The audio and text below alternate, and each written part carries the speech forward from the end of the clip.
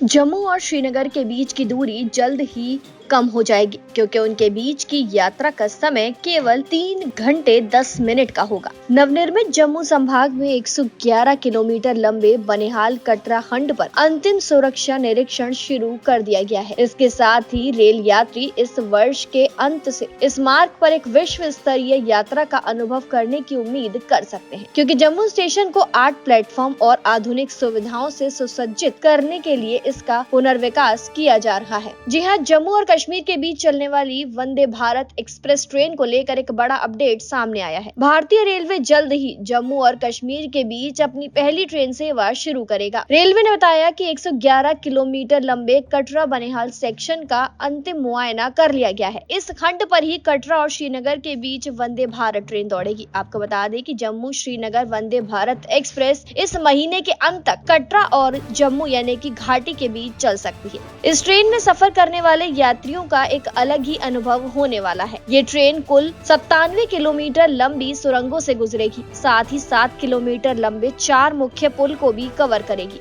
दुनिया का सबसे ऊंचा रेलवे आर्च ब्रिज भी इसी रास्ते पर पड़ता है। इस समय जम्मू रेलवे स्टेशन पर 8 प्लेटफॉर्म तैयार किए गए हैं। कटरा से श्रीनगर के बीच चलने वाली इस वंदे भारत ट्रेन में अभी 8 कोच होंगे। इस ट्रेन के शुरू होने से जम्मू और श्रीनगर के बीच की दूरी कम हो जाएगी। इस ट्रेन के जरिए जम्मू से श्रीनगर करीब 3 घंटे में पहुंचा जा सकेगा।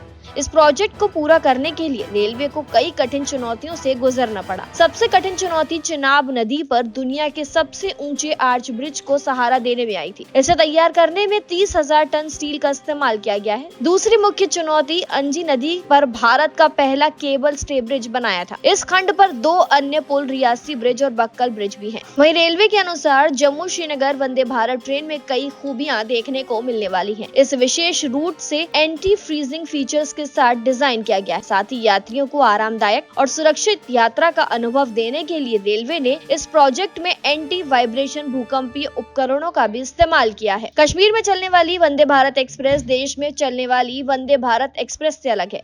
इसे इस प्रकार से डिजाइन किया गया है ताकि कश्मीर में पड़ने वाली ठंड का यात्रियों को एहसास न हो। अगर बाहर तापमान -20 डिग्री है तब भी ट्रेन में बैठे यात्रियों को गर्मी का एहसास होगा। ट्रेन में यात्रियों और ड्राइवरों के लिए हीटिंग सिस्टम लगाए गए हैं। ड्राइवर के केबिन में विंडशील्ड में ऐसे फीचर दिए गए हैं जिसकी वजह से इस पर कोहरा या बर्फ नहीं जमती। इस कारण ड्राइवर को ट्रेन चलाने में कोई परेशानी नहीं होती।